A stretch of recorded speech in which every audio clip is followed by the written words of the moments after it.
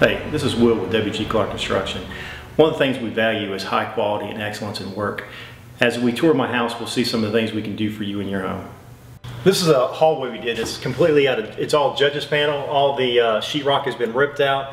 We've placed plywood on the walls. Anywhere we had a seam of plywood, we covered it up with these style and rails.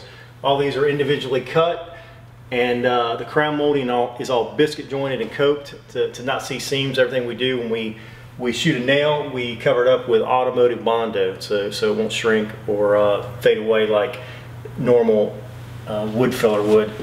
So if you come here, you see the door, it's all panels here, and you have a hidden door here. You just come here, you push it, you open it up, you can see all the hinges that had to be hand cut. There's no adjustments on this door. Everything has to be precise to get everything lined up.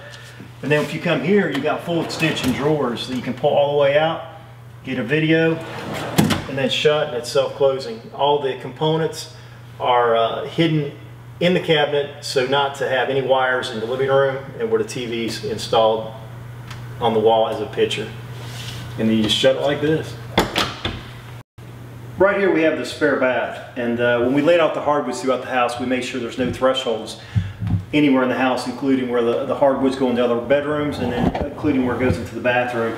You can see here how we laid the tile even with the hardwood. We did, to make a transition from the hardwood to the tile, I turned a piece of the hardwood around to give it a nice even flow. Instead of having each individual piece die into the tile, we made sure to put this, and then as you can see my hand go over it, it's nice and flush for no tripping hazard. One of the things we did in the bathroom is to make the vanity as tall as a kitchen cabinet and as deep as a kitchen cabinet, so you don't have to bend over. These are high-end faucets.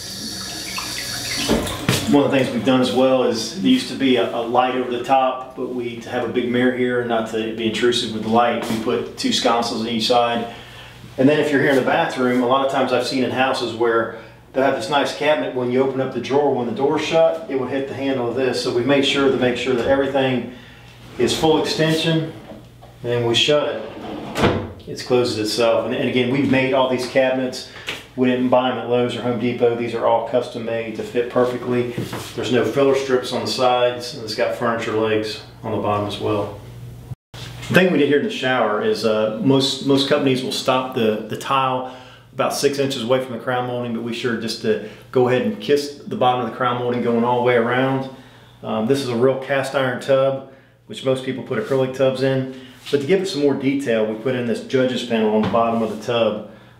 There's no shoe mold in here. We make sure to cut everything nice and tight to just the baseboard would sit right on top of it. Typically, a lot of builders will put the shower valve down low, but as you're taking a shower here, we put up higher to accommodate that when you are taking a shower that you don't have to bend over, and the valve's right here, and then you have storage for your shampoo and soap. One of the things we did here with the mantle is the wall was so bowed in this house. What we had to do is we had to cut out the sheetrock, slide the mantle into the wall, and then remud it. So typically when you go to houses, you'll see a big ½ inch gap, a ¼ inch gap. But as I'll show you on this mantle, everything's real nice and tight. Everything's it's seamless. All the crown molding's tight. Again, we fill everything with automotive Bondo. When we laid the hardwoods here, we ripped out this hearth. When we originally got here, the brick was going in and out. So what we did is we completely ripped out the hearth, laid the brick straight, and then typically what people do is put some kind of shoe molding or transition strip to hide that the wood is not tight against it. But what we did was taking the time to make sure that the wood is tight against the brick. What we did here, this exterior wall was bowed because the chimney and the brick was in.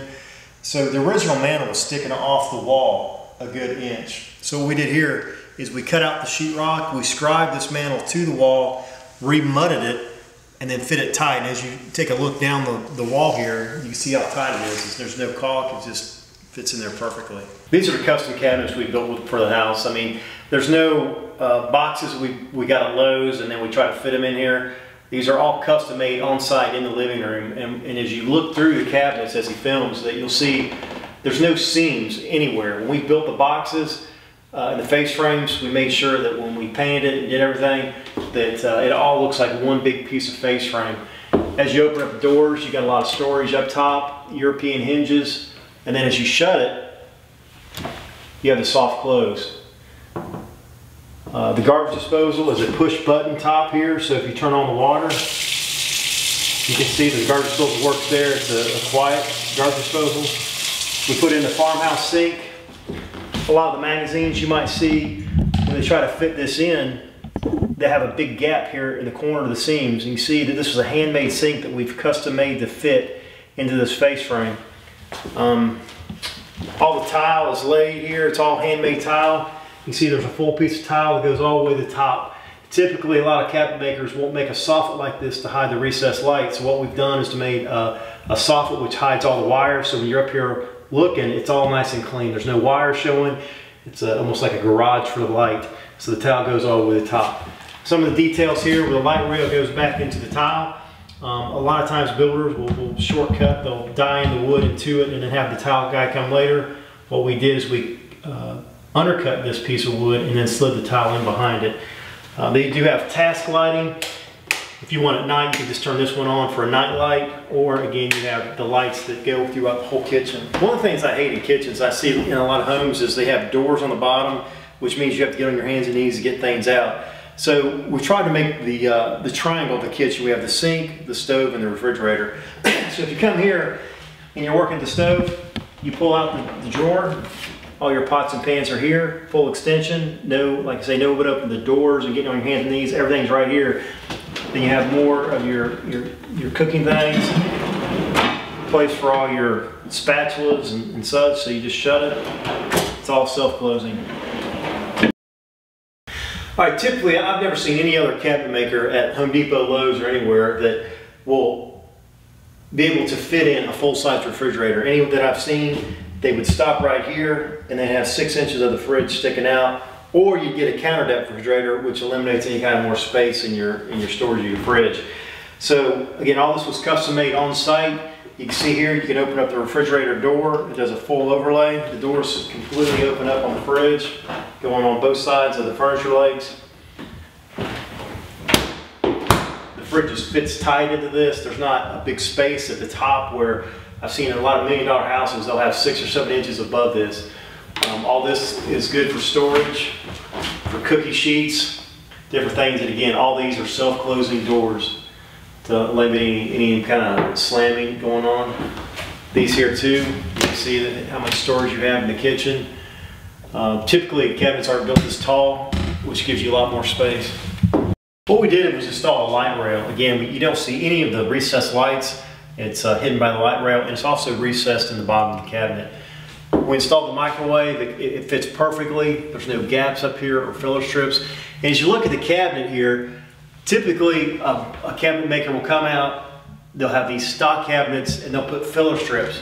And if you look here, it's perfectly symmetrical on both sides. There's no filler strips. You can't even see the joints where the two boxes came together. One of the things we did here with the KitchenAid stove is we made sure not to just give a slide in, but also a place that gives you a work surface. If you would just put a regular stove in, you would have this gap here, but right now you can have this as if you're making noodles or bread or whatever, you have no place for crumbs and such to fall between the stove and the cabinet. Now you can see here, I mean, when we made these cabinets, we got the measurements from the manufacturer, and just make sure that this thing fit perfectly tight. You can see here, there's no gaps, there's no place for crumbs or bugs and different things that come out through there. One of the things I don't like to see is a lot of clutter on cabinets, as you see in this video. There's nothing here. So what we've done is to not have an answer machine here, a cell phone plugged in, and all this stuff here. We've incorporated this into the cabinet here. We've run electrical up to the phone, so you have your home phone here with an answer machine and then a place for your cell phone to charge with no clutter on the cabinets. And this is my favorite part about the kitchen, is these self-close hinges. All right, as a builder, typically I go into a lot of nice homes, and some of the things I see and I don't understand is having all these doors on the bottom that you have to crouch down to get your items out. So one of the things we've done here, we have a full extension trash can. Typically I see 2 small trash cans, which you have to always be taking your trash out. So what I've done here is put a 13-gallon trash can in. We have a place here for your liners, a bin. And then as you're preparing your food, you just can sweep this in. We've done the triangle as well, so you can be here at your sink, take your trash out, wash your dishes, rinse them off, and then put them right here into the dishwasher. Again, this has a soft close. All this is custom made. One of the things we've done here, there was just a typical closet pantry door. What we did here was we ripped out the door jamb, we raised the header up, and then we made this recessed cabinet that is inside the wall, which is nice and tight against the sheetrock. Again, you open it up here, soft close hinges. To eliminate any kind of clutter, what we've done is we put an outlet in here with a flashlight, just for anything they might need at nighttime. All the storage is here. You come down here at the bottom, you got more storage here. Again, there's furniture legs. Typically, a lot of builders will just slide a cabinet in here, but we do have the recessed around the door jamb. And then again, the soft close. One of the things we do when we put up any kind of trim work is we make sure that the only place there's a seam is if it's over 16 foot long, being that the trim only comes with 16 foot lengths. If we do have to seam it, we biscuit joint it, sand it down with Bondo. As you look through this room, this room is longer, about 20 foot long, so we do have joints in both sides, but you cannot see it because we biscuit joint it, Bondo all the nail holes, and it almost looks like a piece of furniture. This is just a sample of the quality work we do at WG Clark Construction. If you'd like to have this work done in your house, please contact us.